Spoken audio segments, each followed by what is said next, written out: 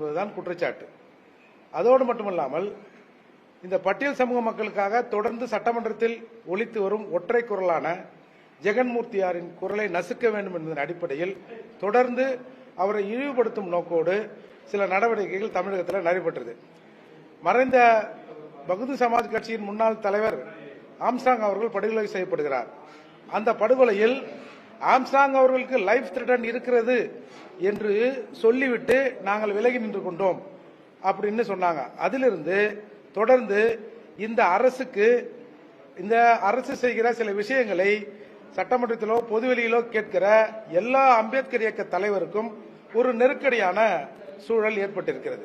அதே போல அம்பேத்கர் இயக்க தலைவர்கள் மட்டுமல்லாமல் இங்க இருக்கிற இந்த அம்பேத்கர் இயக்க மக்களை, பட்டியல் சமூக மக்களை சென்னையை விட்டு அப்புறப்படுத்துகிற அந்த மண்ணோடு இருக்கிற தொடர்பை அழிக்கிற வேலையை தொடர்ந்து தமிழக அரசு செய்கிறது. இதை தடுத்து நிறுத்த முற்படுகிற எல்லா தலைவர்கள் மீதும் அரசு காழ்ப்புணர்ச்சியை கொண்டு நடவடிக்கை எடுக்கிறது. அதோடு மட்டுமல்லாமல் தமிழகத்தில் அது காவல்துறையாக இருந்தாலும் சரி, எந்த துறையாக இருந்தாலும் சரி, பட்டியல் சமூக அதிகாரிகள் தொடர்ந்து பழிவாங்கப்படுகிறார்கள். எனவே ஒரு இன்செக்யூர் நிலை இங்க தமிழகத்தில் ஏற்பட்டிருக்கு. இந்த பட்டியல் சமூக தலைவர்கள் மீதான தாக்குதல் குறித்து ஐநா மன்றத்திலும் 2 நாட்களுக்கு முன்பு அது புகாராக தரப்பட்டு அந்த புகார் நாளை ஐநா மன்றத்தில் மனித உரிமைகள் பிரிவில் விசாரணைக்கு வருகிறது. இந்த நிலையில் தமிழகத்தில் இருக்கிற அம்பேத்கர் இயக்க தலைவர்கள் ஒருங்கிணைந்து தமிழக கவர்னரை சந்தித்து புகார் கொடுக்க இருக்கிறோம். அதன் அடிப்படையில் தான் இன்றைக்கு இந்த கூட்டம் நடைபெறுகிறது. அதுதான் சார், இப்ப கவர்மெண்ட் ஏற்கனவே தயாநிதி மாறன் அவர்கள் சொன்ன மாதிரி எங்களை 3ஆம் தர மக்களா நாங்க அப்படின்னு சொன்னார் இல்லையா, எஸ்சி மக்களா நாங்க 3ஆம் தர மக்களா அப்படின்னு சொன்னார் இல்லையா, அந்த பார்வை அரசு இன்றைக்கு ஒட்டுமொத்தமான பட்டியல் சமூக மக்கள் மீது வைக்கிறது. வேங்க வயலை தொடர்ந்து இன்றைக்கு அதே போல இன்னொரு ஊரிலும் நடந்திருக்கிறது. வடகால் பகுதியில் நடந்தது. வடகால் பகுதியில் நடந்த கலவரத்தில் பாதிக்கப்பட்ட மக்கள் என்ன சொல்றாங்கன்னா, நாங்க எதற்காக இந்த ஊரில் சண்டை நடந்ததுன்னு கூட வெளியில சொல்லுவதற்கான வாய்ப்பு இல்ல. எங்க ஊர்ல ஏதோ பெட்ரோல் பங்க்ல சண்டை நடந்து, ஒயின் ஷாப்ல சண்டை நடந்துன்னு இந்த குறிப்பிட்ட வடகால் காலனி மக்களை அசிங்கப்படுத்துகிற வேலையை அரசாங்கம் செய்கிறது அப்படின்னு அவங்க சொன்னாங்க. இப்ப நாங்க என்ன ஃபீல் பண்றோம்னா, மக்களுக்கும் ஒரு செக்யூர் இல்ல, இந்த மக்களின் பிரதிநிதிகளாக செயல்படுகிற சட்டமன்ற உறுப்பினர் உட்பட பல இயக்க தலைவர்களுக்கும் தமிழக அரசில் இன்றைய நிலவரப்படி ஒரு பாதுகாப்பு இல்லாத சூழல் நிலவுகிறது. இந்த சூழலை மத்திய அரசின் கவனத்திற்கு கொண்டு செல்வதற்கு தான் கவர்னரை சந்திக்கிறோம்.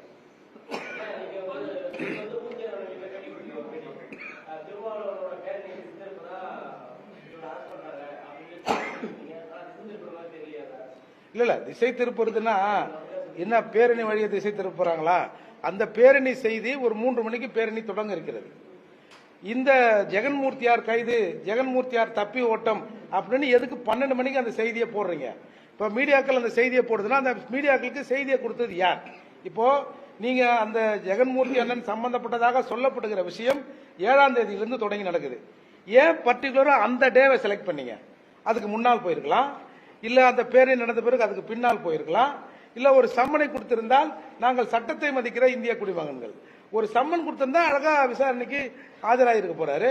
எதுக்கு நீங்க வேணும்னே ஒரு அசாதாரண சூழலை ஏற்படுத்தும் விதமா ஒரு 200-300 போலீஸ் போய் அவரை வீட்டை முற்றுகையிட்டு அதனால ஒரு பதட்டம் ஏற்பட்டு அப்ப அன்றைக்கு முழுக்க விடுதலை சிறுத்தைகள் பேரணி அந்த செய்தி மறைக்கப்பட்டு ஜெகன்மூர்த்தியார் தப்பி ஓட்டம் என்னமோ இவங்க தான் பர்தா எடுத்து கொடுத்த மாதிரி பர்தா போட்டுக்கொண்டு ஜெகன்மூர்த்தியார் தப்பினார்னா இந்த செய்தியை ஊடகங்களுக்கு கொடுப்பது யார்?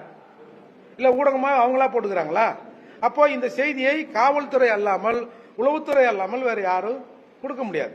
அப்போ தொடர்ந்து சட்டமன்றத்தில் அதற்கு முன்னால் பூவை மூர்த்தியார் அவர்கள் ஜெகன்மூர்த்தியார் அவர்கள் சட்டமன்றத்தில் பேசிய உரை சம்பந்தமான புத்தகம் வெளியிடப்படுகிறது.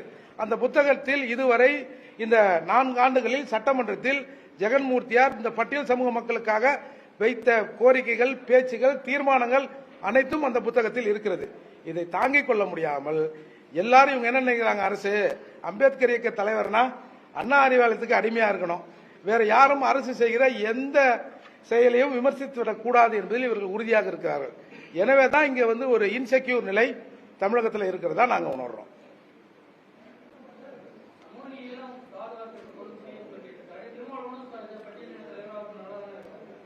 அவரு நல்லா தான் இருக்காரு, அவருக்கு ஒன்றும் பிரச்சனை இல்லையா. இப்போ சமூக நீதிங்கிறதுங்க, சமூக நீதினா எங்களுக்கு ஒன்றும் ஸ்பெஷலா எங்களை யாரும் வந்து நாங்க சூம்பி இருக்கிறோம், நாங்க கீழே இருக்கிறோம், எங்களை பணிந்து பார்க்கலாம் இல்லைங்க.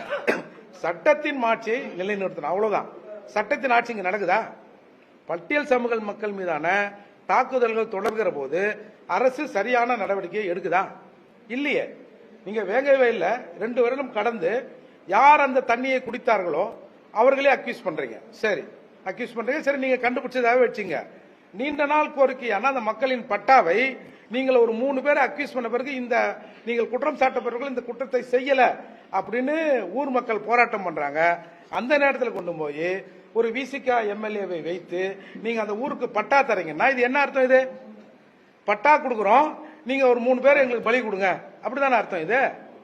அதனால் தொடர்ந்து இந்த மக்களை 3ஆம் தர பார்வையிலேயே இந்த அரசு நடத்துகிறது. இன்றைக்கு வந்து லாக்அப் டெத்தில் கிட்டத்தட்ட 24 25 பேர் இருந்திருக்காங்க. நீங்க ஒரு லிஸ்ட் எடுங்க, எல்லாமே பெரும்பான்மையானவர்கள் அதில் பட்டியல் சமூக மக்கள், குறிப்பா பறையர்கள். இது எப்படி வந்து திட்டமிட்டு நடக்குதுன்னு சொல்லாம எப்படி சொல்ல முடியும்? அப்போ பட்டியல் சமூக மக்கள்லாம் என்ன வேணாலும் பண்ணலாம், யாரும் கேட்பதற்கு இங்க நாதி இல்லை அப்படின்னு அரசு நினைக்குது.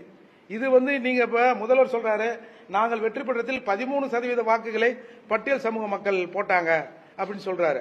அப்போ இந்த பட்டியல் சமூக மக்கள் ஒரு கணம் 13% நான் போட்ட வெற்றியில் ஆண்டுகிற இந்த அரசு நமக்கு என்ன செஞ்சது? ஏங்க, எங்களுக்கு எதுவும் நீங்க வந்து ஸ்பெஷலா கூட செய்ய வேணாங்க, நீங்க வந்து சட்டத்தின்படி செய்யுங்க. கடந்த ஆண்டுக்கு முன்னால் ஆதிராவிட நல பள்ளிகளை சீரமைப்பதற்கு சப்ளான், அதாவது பட்டியல் சமூக மக்களுக்கான தனி பட்ஜெட்டில் 120 கோடி ரூபாய் ஒதுக்கப்படுகிறது. ஆதிராவிட நல பள்ளிகள் அந்த சீரமைப்பதற்கு 120 கோடியில வெறும் 2 கோடியை செலவு பண்ணிட்டு 118 கோடியை திருப்பி அனுப்புது அரசு. இது எப்படி சமூக நீதி அரசா இருக்க முடியும்? இதுவரை இந்த 4 ஆண்டுகளில் 7833 கோடியை எங்கள் பணத்தை, எங்கள் பட்ஜெட் பணத்தை அரசு செலவு செய்யாமல் திருப்பி அனுப்புது. இந்த சப்ளான் எதுக்கு வந்தது? இந்த சமூகத்தில் ஒரு இன்பேலன்ஸ் இருக்கு. இந்த இன்பேலன்ஸ் இருந்தா இது எப்போ வேணாலும் பிரச்சனையா மாறலாம். அதால இந்த மக்களின் வாழ்க்கை தரத்தை உயர்த்தணும்னு இந்திரா காந்தி அம்மையாரால் இளைய பெருமாள் கமிட்டி ஒன்று போடப்பட்டு 4 ஆண்டுகள் இந்தியா முழுக்க ஆய்வு செய்து 25 பரிந்துரைகளை அவங்க கொடுத்தாங்க. அதுல ஒண்ணுதான் சப்ளான், இன்னொன்னு SC/ST அட்ராசிட்டி ஆக்ட். இந்த சப்ளான் கொடுத்து இந்த மக்களை கொஞ்சம் தூக்கி சமப்படுத்தினால் சமூகம் அமைதியாக இருக்கும் அப்படின்ற அடிப்படையில் கொடுக்கப்பட்ட பணத்திலிருந்து நீங்க 4 ஆண்டுகள்ல 7833 கோடியை திருப்பி அனுப்புறீங்கன்னா நீங்க எப்படி சமூக நீதி அரசு நீங்க சொல்லுவீங்க? நாங்க எப்படி ஏத்துப்போம்?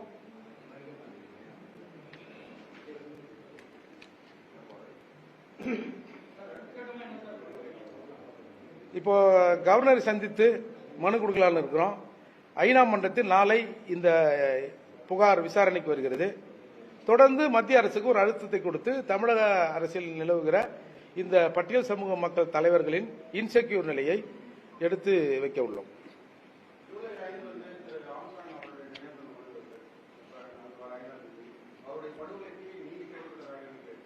நீதியெல்லாம் கிடைக்கிறதுலாம் வாய்ப்பெல்லாம் இல்லைங்க. மத்திய, அதாவது முதல் நாள் அந்த இறப்புக்கு வந்த மாயாவதி அவர்கள் சொன்னால், மாநில அரசு இதில் தலையீடு இல்லை என்று சொன்னால் நீங்க வந்து சிபிஐ விசாரணைக்கு உத்தரவிடுங்கன்னு சொன்னாங்க. மாநில அரசு தலையீடுனா வெறும் மாநில அரசு ஏதோ திமுக அரசுலாம் இல்ல, அந்த மாநில அரசோடு யாரெல்லாம் இருக்கிறார்களோ அவர்கள் உடந்தை அப்படின்னு தான் அதுக்கு அர்த்தம். அப்போ இன்னிய வரை ஏவன் குற்றவாளி என்று சொல்லப்பட்ட திருவேங்கடம் எங்க காலையில் 6 மணிக்கு ஏதோ ஃபர்ஸ்ட் ஷிஃப்ட்டுக்கு வேலைக்கு போற மாதிரி 6 மணிக்கு கூட்டு போனாங்களாம். அவர் வந்து சிறுநீர் கழிக்க போனாராம், ஓடிட்டாராம். இன்னும் 10 கிலோமீட்டர் தாண்டி 8 கிலோமீட்டர் தாண்டி அவர் போய் எதையோ எடுத்தாராம். இவங்க போனாங்களாம், அவர் சுட்டாராம், இவங்க சுட்டாங்களாம். அவர் சுட்டது படலையா, இவங்க சுட்டது பட்டுச்சான். இது என்னது இது? நீங்க ஆம்ஸ்ட்ராங் அவர்கள் படுகொலை நடந்த போது ஒரு எஸ்சி ஆணையத்திற்கும் சுப்ரீம் கோர்ட் இந்த மாதிரி லா என்போர்சிங் டிபார்ட்மெண்ட் எல்லாத்துக்கும் ஒரு புகார் வந்து அளிக்கப்படுதுங்க. அந்த புகார்ல கொலை நடந்த அன்றைக்கு ஒரு 11:30க்கு அந்த பெரம்பூரை சுற்றி இருக்கிற 3 காவல் நிலையத்தில் உள்ள காவலர்கள் வேறு பணிக்கு பணியமர்த்தப்படுகிறார்கள். அது ஏன் அப்படின்னு விசாரணை பண்ணணும். குற்றம் நடந்த இடத்தில், அந்த சம்பவம் படுகொலை நடந்த இடத்தில் அரசால் வைக்கப்பட்ட கேமராக்கள் மட்டும் எப்படி ஒர்க் பண்ணாம போச்சு? ஒன்னு. இன்னொன்னு, அதே மாதிரி இப்போ இவங்க வந்து சொல்றாங்கல்ல, நாங்க வந்து செக்யூர் பண்ணோம், இல்ல அவங்க சரண்டர் ஆனாங்க, இல்ல பிடிச்சோம், ஏதோ ஒண்ணு மூணுல ஏதாவது ஒண்ணு வச்சுங்க. ஏன்னா ஒரு தெளிவான முடிவை அன்றைக்கு போலீஸ் சொல்லல.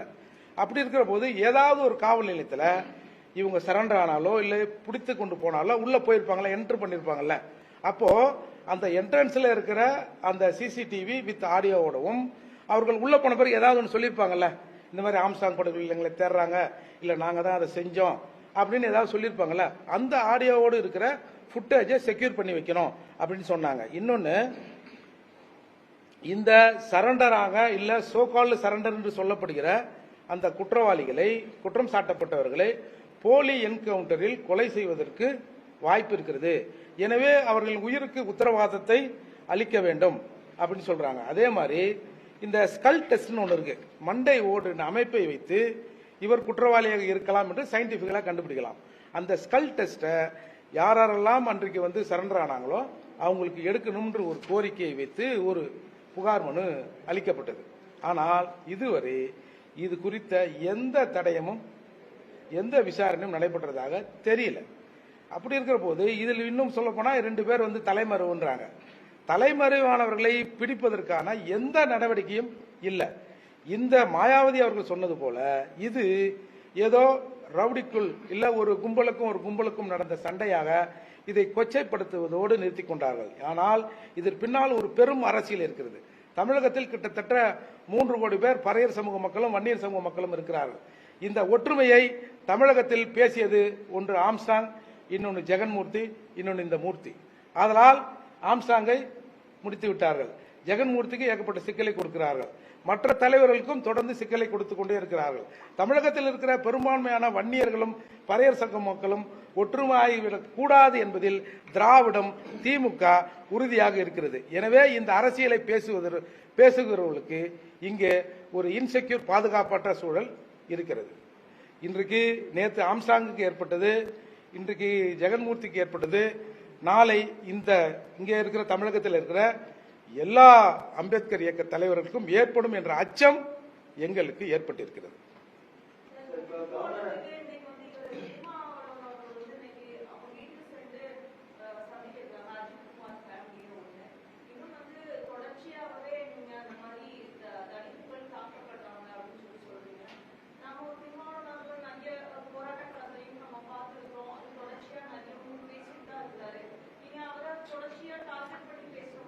இல்லை, நீங்க ஒரு போராட்டம் என்பது எதுக்கு?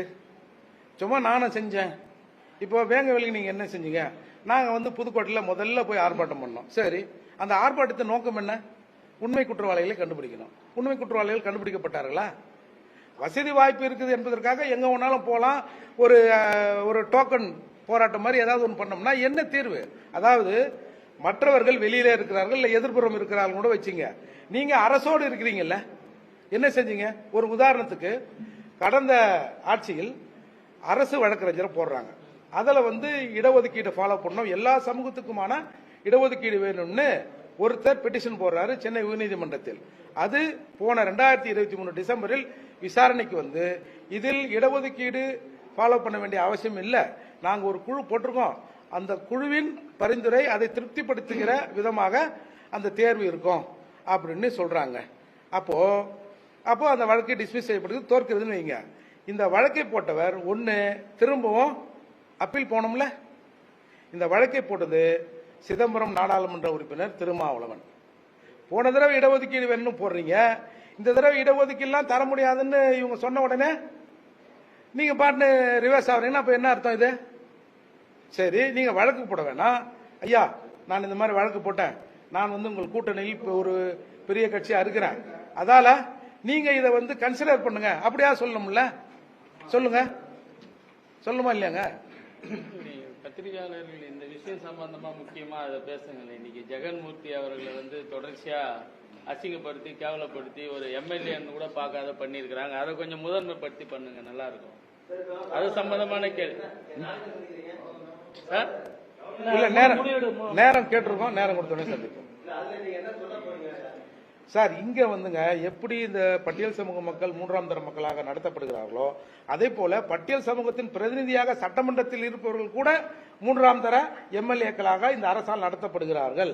இங்கே பட்டியல் சமூக மக்களின் நலனை பேசுகிற தலைவர்களுக்கு ஒரு பாதுகாப்பற்ற சூழல் நிலவுகிறது. அதை குறித்து தான் அவங்க கவர்னரை சந்திக்கிறோம். புகார் கொடுக்க இதுல என்ன இருக்குது? தமிழக அரசுல இங்க இருக்கிற தலைவர்கள் நிம்மதியா இருக்க முடியல, தினந்தோறும் ஏதாவது ஒரு வகையில் ஒரு அச்சுறுத்தல் நடைபெறுகிறது அப்படின்னு தான் சொல்றோம். தமிழக அரசு மீது குற்றம் சுமத்துவதற்கு தான் முதல் புகார் மனு தான். ஒன்று, பட்டியலின தலைவர்களுக்கு பாதுகாப்பு இல்லை. வேற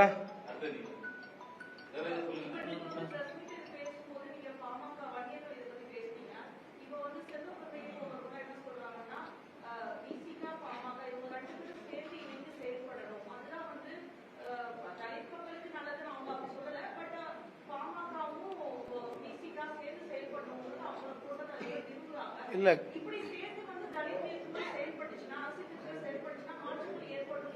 நிச்சயமா மாற்றம் ஏற்படும். ஆனால் இந்த நிகழ்வு நடக்க விடாமல் திராவிடம் திமுக கண்டிப்பா பார்த்துக்கும். செல்வ பிறந்தங்க ஒன்றும் விசிகா இல்ல, அவர் அதை சொல்வதற்கு இல்ல, அதை சொல்ல வேண்டிய பொறுப்பு யாருக்கு? 1000 முறை சொல்லி இருக்கிறார் திருமாவளவன். வந்து திமுக இருக்கிற அணியில் பாமக வந்தா நாங்க இருக்க மாட்டோம்னு சொல்றாருல. அது ஏங்க, ஏற்கனவே இந்த 2 கட்சிகளிலும் கூட்டணியில் இருந்தவர்கள் தான் இவங்க.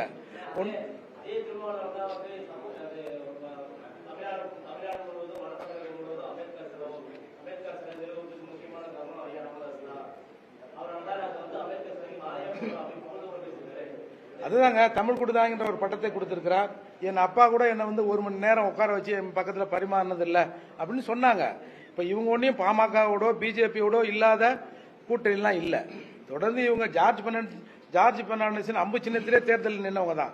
அதால இவங்க சொல்லுவாங்கல்ல, தேர்தலில் வந்து வெற்றி தான் முக்கியம், கொள்கை வேறு கூட்டணி வேறுன்னு. நாளைக்கு எது ஒன்னாலும் நடக்கலாம். சார், தமிழகத்தில் இப்ப இருக்கிற சூழ்நிலை என்னன்னா, யார் எப்படி சேர்றாங்களோ வந்து அதெல்லாம் பிரச்சனை இல்லை. இப்ப இருக்கிற இங்க தாழ்த்தப்பட்ட மக்களுடைய தலைவர்களுக்கு பிரச்சனை. அது எடுத்துக்காட்டு ஜெகன்மூர்த்தியார். அப்போ அவர் எம்எல்ஏவே அப்படி 2 ட்ரிப்பு எம்எல்ஏ இருந்தாரு. அவருக்கு நிலைனா இந்த அரசை யார் யார் எதிர்க்கிறாங்களோ அவங்களை த்ரெட்டன் பண்ணது போலீஸை வச்சுக்கிட்டு. அதுதான் பிரச்சனை. எங்களுக்கு தமிழ்நாட்டில் வந்து லீடருக்கும் இங்க இருக்கிற தாழ்த்தப்பட்ட தலைவர்களுக்கும் பாதுகாப்பு இல்லை, எங்க மக்களுக்கும் பாதுகாப்பு இல்லை. நீங்க குறிப்பா தமிழ்நாட்டில் பார்த்துன்னு இருக்கலாம். எல்லாமே இந்த கொடுமைகள், போலீஸ் கொடுமை, எல்லா பிரச்சனையும் நீங்க பாத்தீங்கன்னா தாழ்த்தப்பட்ட மக்கள் மேலே வருது. இந்த அரசும் வந்து அதை தடுக்கிறதுக்கான எந்த முயற்சியும் பண்ணல. ஆனால் நாங்க வந்து கண்டிப்பா இதெல்லாம் வெளியே வந்து சொல்றதுதான் இது. இந்த அரசை கண்டிப்பா நாங்க கவர்னர் கையில் இந்த பென்ஷனை கொடுக்க போறோம். இங்க என்னென்ன நடக்குது தமிழ்நாட்டில இருந்து. சரி, நாங்க மத்திய அரசையும் அதை சொல்லணும்ல. ஏன்னா நாங்க இந்தியன்ன்றதுனால இந்த பிரச்சனை நீங்க செய்யல, நாங்க உங்களை விட மேலான கையில இந்த விஷயத்த சொல்றதுதான் இங்க கடமை. அதனாலதான் நாங்க கவர்னர் கையில இதை புகாரா தொகுத்து எடுத்து போய் தர போறோம். என் பேர் அருங்குணம் விநாயகம். நான் நாகசேனை தலைவராக இருக்கிறேன். நான் தான் அரசு பஞ்சம நல மீட்பு கமிட்டி போட்டிருக்கிறேன்.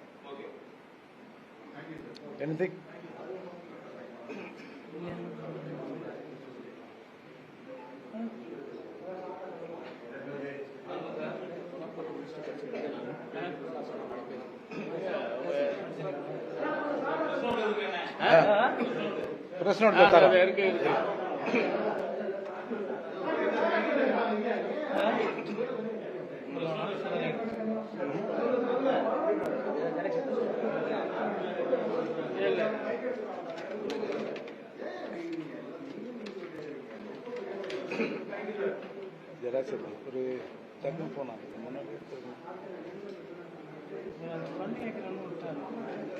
இங்க கூட இருக்கும்பா. இது ஃப்ரண்ட் பேஜ் எடுங்க.